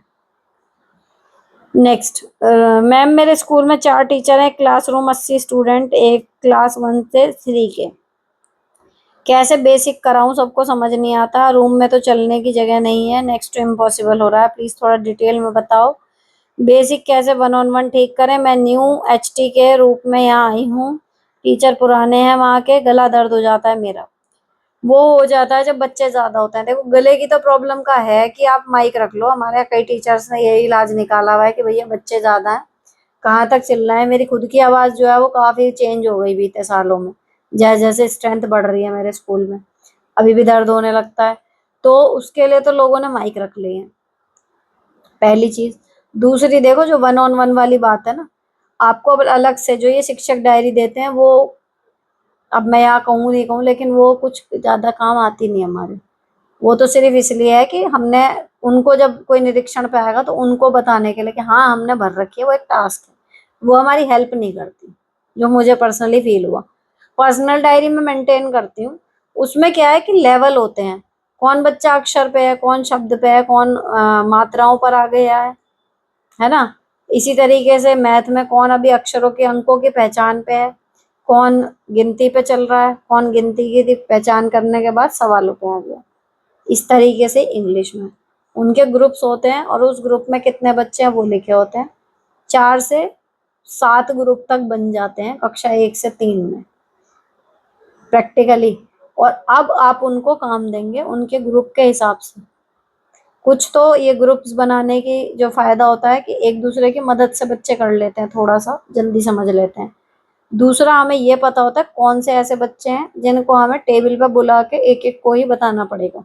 और हमेशा याद रखो, उनकी ओरिजिनल स्पीड से ही चलो। इसी वजह से मैंने कहा कि 4 से 7 ग्रुप बनते हैं, उसमें आप क्लास को भूल जाओ कि कौन सी क्लास का हो सकता है। आपका तीसरी में बच्चा पहुंच रहा है, क्योंकि फेल करने की नीति नहीं है कुछ और वो आपने अगर नहीं पढ़ाई है पहली दूसरी या कुछ भी है, और उसको नहीं आ रहा उतना जितना तीसरी में बच्चे को आना चाहिए, हो सकता है वो दूसरी के लेवल का कुछ कर रहा हो, इंग्लिश में या हिंदी में या गणित में।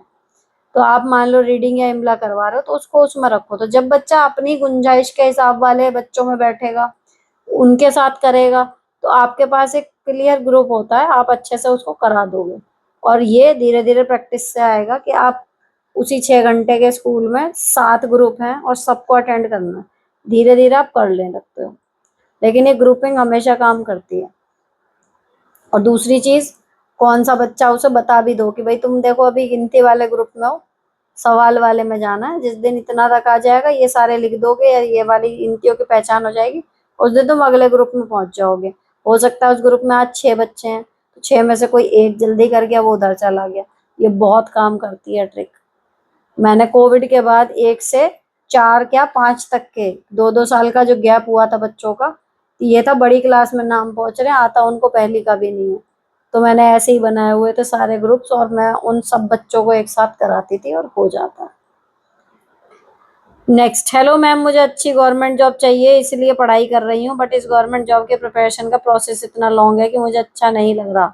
जब भी पढ़ती हूँ मुझे गंदा लगता है, इसलिए कंसिस्टेंसी नहीं हो रही रोज 8 घंटे स्टडी करने की। मुझे आपके जैसा बनना है, पर आप तो दिन में काफी सारी चीजें करते हो। गवर्नमेंट जॉब प्रिपेयर मतलब सारा दिन एक ही जगह बैठ के पढ़ते जाओ, रैंडमली रट्टा मारो। लग रहा है मैं पागल हो जाऊंगी ऐसे। How to fix this, thank you in advance, I love you ma'am. ऐसा नहीं है कि गवर्नमेंट जॉब का मतलब है सारा दिन एक जगह बैठो और रट्टा मारो। अगर आप सही जगह से कोचिंग ले रहे हो, ऑनलाइन या ऑफलाइन, उनकी इतने तरीके से वो तैयारी करवा रहे हैं, आप उसमें पढ़ो, इंटरेस्ट भी आएगा। और ये सोच के मत पढ़ो कि मैं ये गवर्नमेंट जॉब पाने के लिए कर रही हूँ। आप ये सोच के पढ़ो कि आप नॉलेज गेन कर रहे हो, गवर्नमेंट जॉब तो अपने आप मिल जाएगी। रही बात प्रोसेस की, उसमें हम कुछ कर नहीं सकते, सरकारी नीति है। और ये प्रोसेस की जो फ्रस्ट्रेशन है, ये तो बिल्कुल छोड़ दो, क्योंकि नौकरी में आने के बाद भी ये फ्रस्ट्रेशन बढ़ेगी, खत्म नहीं होने वाली। अभी आपको क्या दिख रहा है कि नौकरी एक चोटी है, वहां तक मैं पहुंच गई, बस लाइफ सॉर्टेड। असली खेल उसके बाद शुरू होता है। लेकिन ये है कि अभी हाथ में पैसे नहीं है, तब हाथ में पैसे दिखाई देंगे तो एक मोटिवेशन मिलेगा आपको कि हाँ भाई पैसे आ रहे हैं। ठीक है, ये फर्क हो जाएगा। तो आप पढ़ो, मजे लेके पढ़ो, नॉलेज के लिए पढ़ो, तो वहां बोरिंग नहीं लगेगा और सिलेक्शन होने के चांसेस ज्यादा होंगे। और जब मजे लेके पढ़ोगे तो ये जो लंबा टाइम है ये लंबा नहीं लगेगा। ठीक है, प्रिपरेशन चल रही है। ठीक है, नेक्स्ट, हेलो मैम, मेरी एक प्रॉब्लम है, मुझे हेयर फॉल बहुत ज्यादा हो रहा है, प्लीज कुछ बताएं। देखो, मानसून में अब हेयर फॉल ज्यादा होएगा। कुछ रेमेडी वीडियो आप देख लो, उनमें से जो आसान है वो ट्राई कर सकते हो, नहीं तो सिंपल है जो हेयर फॉल है उसे रोकने के लिए जो ट्राइड एंड टेस्टेड है। प्याज का रस आप किसी भी बेसिक ऑयल में मिला के लगाओ आधे घंटे, या फिर नीट लगा लो उसको। आधे घंटे से ज्यादा मत रखना। प्याज का रस अगर आप जड़ में लगा के आधे घंटे बाद धो लेते हो, आपके हेयर फॉल में इंस्टेंटली वो काम करता है। ये करके देख लेना अगर और कुछ नहीं करना तो। Next, good morning ma'am, 10 minute exercise आपकी देख कर करती हूँ, बट मुझे स्टमक कम करने की एक्सरसाइज बता दीजिए। और जो 10 मिनट एक्सरसाइज में घुटनों का पुश करने वाला प्रोसेस है वो सही से नहीं हो पा रहा है। देखो, जो उसमें सेतुबंद आसन और घुटनों को पुश करने वाला है ना, वो पेट कम करने का ही है। और उस सेतुबंद वाले से ही आपका पेट कम हो जाएगा, बिना कमर पे जोर पड़े, बिना गर्दन पे जोर पड़े, उसी से ही होएगा। उसमें 20 सेट है, 25 सेट है, जितने भी हैं आपको लग रहा है आप उनको डबल कर लो। ठीक है, उसकी ड्यूरेशन बढ़ा दो, उसी से ही कम होएगा आपका पेट, देख लेना। नेक्स्ट, और जो वो पुश करने वाला है ना, वो मे भी उसमें वीडियो में क्लियर नहीं हो पा रहा हो। सिंपल है, घुटनों को अपनी तरफ को लाना है और हाथ से घुटनों को उधर धकेलना है। और जब आप ये काम कर रहे हो तो आपके पेट के जो हिस्सा, जो बेली फैट होता है ना जहाँ पर, वहां पर आपका जोर पड़ता हुआ महसूस देना चाहिए। ये सही पोजीशन है। अब कल दोबारा करके देखना उसको। नेक्स्ट, हेलो दी, मेरी शादी को 10 साल हो गए हैं, मैं अपनी स्टडी रीस्टार्ट करना चाहती हूँ। 10 सालों में कोई पढ़ाई नहीं हुई। ससुराल आकर मेरे हस्बैंड रेस्टोरेंट खोलने के लिए बोलते हैं, समझ नहीं आता क्या करूँ। 10 सालों बाद पीसीएस की तैयारी हो पाएगी? मेरी एक बेटी भी है और जॉइंट फैमिली भी है, प्लीज सजेस्ट मी। देखो, अगर आप में वो कैलिबर है जो पीसीएस को क्लियर करने के लिए चाहिए, तो 10 साल बाद उसमें थोड़ी धार खत्म हो सकती है, लेकिन वो पूरा खत्म नहीं होगा। जब आप दोबारा से करना शुरू करोगे तो वापस आएगी वो चीज़। बस ये है कि 6 महीने आप मान के चलो कि एक्स्ट्रा दे रही हूँ, क्योंकि मेरा बीच में ब्रेक हो गया। ठीक है, क्योंकि शादी के बाद या बेटी के बाद पीसीएस नहीं हो पाया हो, ऐसा कुछ नहीं है। असंख्य उदाहरण आपने देखे हैं जो शादी के बाद, बच्चों के बाद ये वाले एग्जाम भी उन्होंने क्रैक करे हैं। ठीक है, तो अगर आपको लगता है कि आप में था वो परसेंटेज वगैरह का, भाई उसमें ये है कि जो पढ़ाकू बच्चा, होशियार बच्चा, अच्छे नंबर लाने वाला बच्चा है, उसके ही वहां पर चांसेस हैं। एवरेज या जिसके नंबर ही कभी कम ज्यादा ऐसे, या वो नहीं ला पा रहा अपनी पूरी कोशिश के बाद भी, कि वो 90s वाला 80s वाला नहीं है, उसने पूरी कोशिश करी है, तो उसके लिए तो मैं नहीं कहती। एक बच्चा ये है कि उसने कभी कोशिश ही नहीं करी, इसलिए कम परसेंटेज है, वहां पर उसने कोशिश करी, उसका हो गया। ठीक है, तो आपको अपने कैलिबर का पता होगा। अगर आप उस चीज को सोच रहे हो और आप में वो चीज कभी थी, तो कभी थी तो वापस भी आएगी, कहीं नहीं जाती आई क्यों हमारी। नेक्स्ट दी, अगर मायका में सारी बातें बताएंगे तो हस्बैंड की इमेज खराब हो गई है, उसे कैसे ठीक करें? वो समय के साथ आपके हस्बैंड और आप ही ठीक कर पाओगे कि भाई उस टाइम पे ऐसे थे, लेकिन अब उनकी तारीफ करना शुरू करो, धीरे धीरे इमेज अपने आप ठीक हो जाएगी, टाइम लगेगा। नेक्स्ट, दीदी मेरे भाई की एंगेजमेंट जून में मामा की बेटी से हुई है। मेरा और मेरी मामी की माँ बेटी जैसा रिलेशनशिप रहा है। मेरी मदर की डेथ के बाद एंगेजमेंट में जो गिफ्ट हमारे पैटर्नल साइड रिलेटिव लेकर गए थे, उन्होंने वो पसंद नहीं आए। उन्होंने मुझे बोल दिया। मेरी शादी भी अपनी फैमिली से बहुत लोअर फैमिली में हुई है। मामा लोग काफी रिच हैं। मुझे लगा वो मुझे सुना रही हैं पैसों को लेकर। मैंने गुस्से में अपने भाई को बता दिया। अब बात बढ़ गई। मेरे फादर ने मेरा नाम लेकर ही मेरे मामा से बोल दिया कि मामी ने हमारे सामान की इंसल्ट की। अब वो मेरे से बात नहीं कर रही। उनके यहाँ 2 बेटियों की शादी है। वो हमेशा दूसरी बेटी का रिश्ते जहाँ हुआ उससे ज्यादा इम्पोर्टेंस देती हैं। भाई गवर्नमेंट जॉब में है, मेरा बैंक में, उसको इतना नहीं मानते। अब मेरा भाई भी मेरे से कम है, बात कर रहा है। मैं क्या करूं अब, जिससे सब पहले जैसा हो जाए और मैं बुरी भी ना बनूं? बुरी तो अब बन गई हैं। अब टाइम लगेगा दोबारा सब कुछ ठीक करने में। कीप ऑन ट्राइंग, है ना? तो मामी से भी यही बात करो कि भाई मुझे लगा ऐसा कि ऐसा ही है, तो मैंने बोल दिया। अब बुरा लगा आपको, आई एम सॉरी, अगर वो इतना आपके साथ सही थी। Next, hello ma'am, felt very bad about that comment where you not choose to answer. People should be in their limits while doing comments. खुद तो लाइफ में कुछ किया नहीं, जो करता है उस पर कुछ भी बोलने आ जाते हैं। Huge respect for you, doing great work, God bless you. जी, पर ये है कि यूट्यूब पे आने के बाद मैं अभी बता रही थी ना यही चीज कि मुझे आ गई है करना कि ठीक है, सबको लिबर्टी है बोलने की।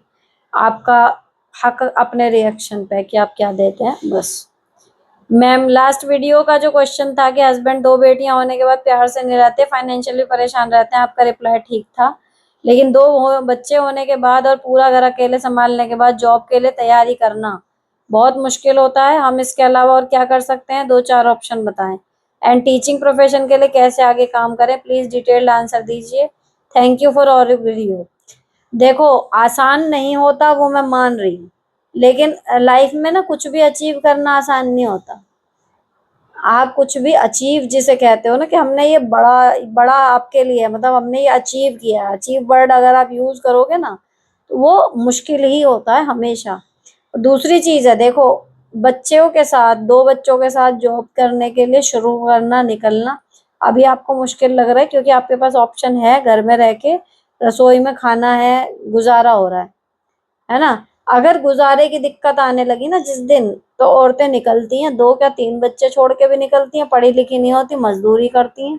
लेकिन पता है कि भैया नहीं करूंगी तो कैसे खाऊंगी, मुश्किल उनके लिए भी है, पर वो निकलती हैं। तो आपकी जो प्रॉब्लम है फाइनेंशियल वाली, फाइनेंशियल प्रॉब्लम फाइनेंस से ही खत्म होगी। पैसे की दिक्कत पैसों से ही खत्म होगी और पैसे कमाने से ही आएंगे। और वो पैसे कमाने के लिए आपको या तो घर पे एक्स्ट्रा टाइम या फिर बाहर काम करना पड़ेगा। उसकी वजह से आपको बच्चे और घर का काम कम टाइम में समेटना पड़ेगा। तो एक पाथवे है कि भैया वहां पहुंचना, इस रास्ते से ही जाना है, तो वो आपको करना ही पड़ेगा। 2-4 ऑप्शन में क्या बताऊं? बच्चे और घर के अलावा अगर आप सोचो कि इनके साथ काम करना मुश्किल है, हम तो नहीं कर पाएंगे, तो भाई जब काम नहीं करोगे तो बैठे बैठे बच्चे पालने के लिए कोई पैसे नहीं देता। ठीक है। दूसरी चीज, टीचिंग के लिए हम क्या कर सकते हैं? भाई टीचिंग के लिए आप प्राइवेट में भी जाओगे, आपको बीएड होना जरूरी है, पोस्ट ग्रेजुएट या ग्रेजुएट एटलीस्ट होना चाहिए, है ना? प्राइवेट स्कूल में जाओगे, इंग्लिश स्पीकिंग भी आपसे मांग सकते हैं, वो चीज़ आपके पास होनी चाहिए। तो एक एक करके अपनी स्किल्स बढ़ा सकते हो। पैसे नहीं है, फ्री में यूट्यूब पर हर तरीके के ट्यूटोरियल है, वहां से पहले अपनी स्किल बढ़ा लो। क्वालिफिकेशन का मैं पढ़ाई स्टार्ट करो, कहीं ना कहीं से जहां भी आप खड़े हो वहां से अब किधर चलना है उस तरफ एक एक कदम बढ़ाना ही पड़ेगा। और ये भूल जाओ कि कुछ भी आसान होने वाला है। आसान कुछ नहीं होता। हर काम मेहनत मांगता है, हर काम डेडिकेशन मांगता है।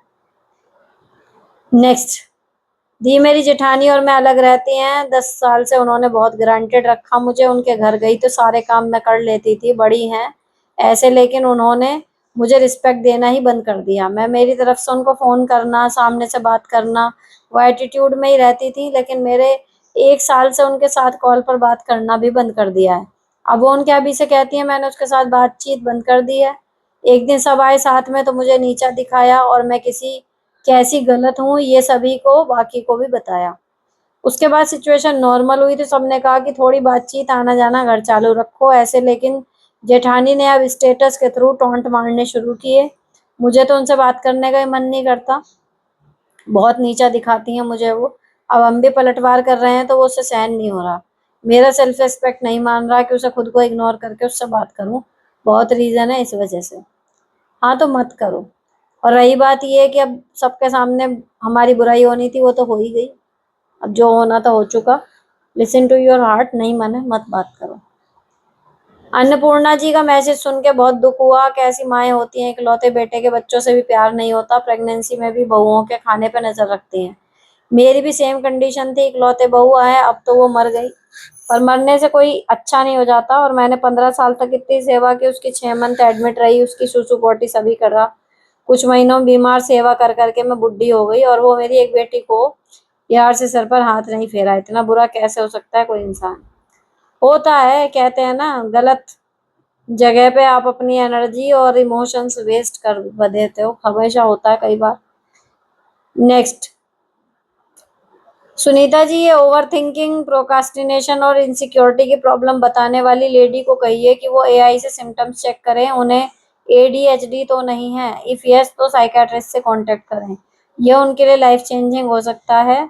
ADHD is equal to attention deficit hyperactive disorder. India में मेंटल हेल्थ अवेयरनेस बहुत कम है। तो जिन्होंने पिछली बार ये कमेंट करा था वो ध्यान रख लें, मतलब ये सर्च कर लें। नेक्स्ट, मैम, मेरे हबी के मेरे से खाना और रिलेशन, ये दो काम होते हैं, मना करने पर डिवोर्स के लिए बोलने लगते हैं, बहुत हर्ट होता है। ऐसा ही होता है सबके साथ क्या? मैं क्या कर सकती हूँ? ऐसा सबके साथ नहीं होता, ठीक है। और रही बात ये कि जी खाना और रिलेशन यही दो काम है, नहीं तो डिवोर्स, तो कह दो कि चलो लेट्स गो फॉर डिवोर्स। बच्चों का खेल नहीं है डिवोर्स। जब डिवोर्स में आपसे सवाल जवाब होंगे तो ये भी पूछा जाएगा ना कि आपको क्यों चाहिए। तो आप सिंपल यही चीज अगर वहां पे बोलोगी, अभी इतना धमकी देना ही काफी है। क्या है ना, डिवोर्स, तो ले लो डिवोर्स, चलो। जैसे आपको शरीर की और पेट की भूख चाहिए, ऐसे मेरे को दिमाग की और दिल की भूख चाहिए। मेरे को भी कोई चाहिए समझने वाला, है ना। और दूसरी चीज, एक और तरीका हो सकता है कि जब उसे आपकी कदर नहीं है तो उससे भीख मांगना बंद करो, अपने आप में मस्त रहना शुरू कर दो। उसको वो दो चीजें चाहिए, वो उसको मिलती रहे। आपको अपनी लाइफ में जो करना है ना, बाकी खुद को खुश करने के लिए, वो सब कुछ करो बिना कोर्ट कचहरी के। वही आदमी घुटनों पे भी आएगा आपके तरीके से, लाइफ में आपको प्यार भी करेगा, आपको समझेगा भी, सब कुछ करेगा जो आप चाहती हो। लेकिन पहले आप अपने लिए जीना और उसके बिना भी खुश रहना सीख लो। तब क्या है कि भाई तेरी हमें जरूरत नहीं है, तुझे हमें हमारी जरूरत फिर भी है दो कामों के लिए। समझ रहे हो? जिस दिन ये कंडीशन आ जाती है ना, उस दिन आता है आदमी घुटनों पे। जिस दिन उसे ये समझ में आता है कि इसको मेरी जरूरत है ही नहीं, ये तो मेरे बिना भी कंप्लीट और खुश है, उस दिन वो सही हो जाएगा। नेक्स्ट, आपके पास सारे क्वेश्चन के आंसर कैसे आ जाते हैं? कितनी इंटेलिजेंट हैं आप। मेरे जीवन बहुत बहुत कठिनाइयों से बीत रहा है, काश मैं कुछ पूछ पाती। ट्राई करो बहुत सारी कठिनाइयों में से एक आध करके पूछने की। और दूसरी बात की कैसे आ जाते हैं, सही बताऊं तो मुझे भी नहीं पता। Next, ma'am, you are a nice and gorgeous person. You are doing well for you and others. Your intention is helpful for the YouTube family and others without any greed. We are grateful for this to have our beautiful, sweet and intelligent man. Thanks to you and give your advice and help to seek right and positive way. Thank you जी। अच्छा जी, एक और thank you आया है। एक आया है, हाय दी, मैंने आपसे पहले भी कहा था आपके इस वाले चैनल पर मुझे बहुत हेल्प मिलती है, आप मुझे बड़ी बहन जैसी लगती हैं। एंड 16 मिनट वाले कमेंट पर मुझे बहुत हंसी आई। आराध्या एंड आरोही हमेशा बहुत खुश रहें, ऐसी शुभकामनाएं। धन्यवाद जी। और है जी, सुनीता जी, आप बहुत अच्छा काम कर रही हैं। हमें भी ये समझना चाहिए कि वो यूट्यूबर होने के साथ साथ टीचर और गृहस्थी भी है। एस्पेक्ट से ये कहो कि अपना 100% देती हैं। वो फीलिंग्स हम तक पहुंचती हैं। हमें भी ये चाहिए कि अपना दिल और दिमाग को थोड़ा बड़ा करके उन्हें सुने और उन्हें समझें, क्योंकि पहले तो यूं ही किसी को भी फॉलो मत करो, और अगर किसी को फॉलो करते हो तो वो गुरु के समान होता है। Lots of love Sunita ji. Hi, कितने अच्छे अच्छे कमेंट आ रहे हैं एंड में। How gracefully you responded to that not to comment. जी, ये मेरे को यूट्यूब की तरफ से एक शिक्षा अलग से मिली है। Next, take care of yourself दी। क्वेश्चन तो है पर अब आपके पैटर्न खुद सॉल्व कर लेती हूँ। लास्ट जो आपने दूसरों से कंपैरिजन के बारे में समझाया, अच्छा लगा। मेरे ख्याल से हम में बहुत लोगों को समझने की नीड है, इवन बच्चों को भी समझना चाहिए सोशल मीडिया के दौर में। जी दी, आपकी सिंदूर एरिया वाली स्किन पर थोड़ा सा शेड डिफरेंस आया, सब ठीक है क्या दी? आल्सो आपसे एक फनी क्वेश्चन ये है कि कोई ऐसे काम है जो आप सिर्फ कैमरे के लिए करते हो एंड देन कैमरा ऑफ करके कुछ और करते हो? देखो, सिंदूर एरिया वाले में आपने बिल्कुल सही पकड़ा, आप बहुत बारीकी से देखते हो। यहाँ की स्किन मेरी, जो एक मरून कलर का सिंदूर, मुझे नहीं पता वो किसी के उसमें आया था, जैसे वो पिटरिया में नहीं मिलती सुहाग की चीजें, उस तरीके का। मेरा रेड वाला सिंदूर उस टाइम डिब्बी में खत्म हो रहा था, तो आई थॉट कि मैं उसको भर लेती हूँ। और उससे हुआ या किससे हुआ भगवान जाने, तो यहाँ की स्किन मेरी काफी हद तक खराब सी हो गई। फिर यहाँ हल्की सी स्वेलिंग भी आ गई, और मैंने पूरी मांग भरने के बजाय थोड़ा लगाना शुरू किया कि चलो कुछ तो लगाऊं। वो तब भी नहीं ठीक हुआ, इवन ग्लिसरीन और मुझे डिटॉल से उसको साफ करना पड़ा। इसीलिए आजकल मैं नहीं लगा रही हूँ। अभी वो बिल्कुल ठीक हो जाएगा तो मैं अपना नॉर्मल वाला जो रेड वाला लगाती थी, फिर मैं वो लगाना शुरू करूंगी। तो वो उससे हुआ था। और दूसरी चीज, कि क्या ऐसा कोई काम है जो मैं सिर्फ कैमरे के लिए करती हूँ? कई बार ऐसा होता है जब मैं कपड़े ट्राई ऑन करती हूँ, क्योंकि अगर मैं थक रही हूँ बहुत ज्यादा है, कुछ भी है, और मुझे पता है कि आज मुझे ये वाले सूट का या इस प्रोडक्ट का वीडियो बनाना ही है, तो बस मैं उसके लिए 5 मिनट लगते हैं मेरे को, कि हाँ, एक प्रोडक्ट का वीडियो शूट करने में, क्योंकि मैं बहुत ज्यादा क्रिएटिविटी दिखाती नहीं, सेम ही जगह सेम ही वो कैमरा वहां रखा एंड देन स्टार्ट। तो मैं कई बार वहां पर मुझे लगता है कि मैंने शूट किया, मैंने फ्लॉन्ट किया सूट ये वो, एंड देन तुरंत उतार के उसको फिर फटाफट फटाफट मैं अपने काम में लग गई। तो कई बार मुझे खुद भी हंसी भी आती है, और कई बार मैं थक रही होती है कुछ और है, तो उस टाइम पे मुझे लगता भी है कि यार, मतलब एक मेरा, पता है, कई बार बातें सच हो जाती हैं। मैं कहती थी कि मतलब ऐसी लाइफ हो कितनी बढ़िया, कि हाँ बस कपड़े पहनो फोटो खिंचवाओ, बढ़िया बढ़िया ढेर कपड़े हो तो गए, लेकिन अभी इतना हो गया कि वो अब आपके लिए काम बन गया। तो वो मुझे कई बार लगता है कि हाँ, अभी मैं काम में लगी हुई थी, अभी मैं सडनली फ्लॉन्ट कर रही हूँ, दुपट्टा हिला रही हूँ and all that, and 5-7 minute के बाद में फिर वापस अपने काम में लग गई। और कुछ भी नहीं है ऐसा, क्योंकि डेली की रूटीन लाइफ है, कोई लाग लपेट है ही नहीं। घर फैला है तो फैला ही है, संभला है तो संभला ही है, जो है सो है आपके सामने।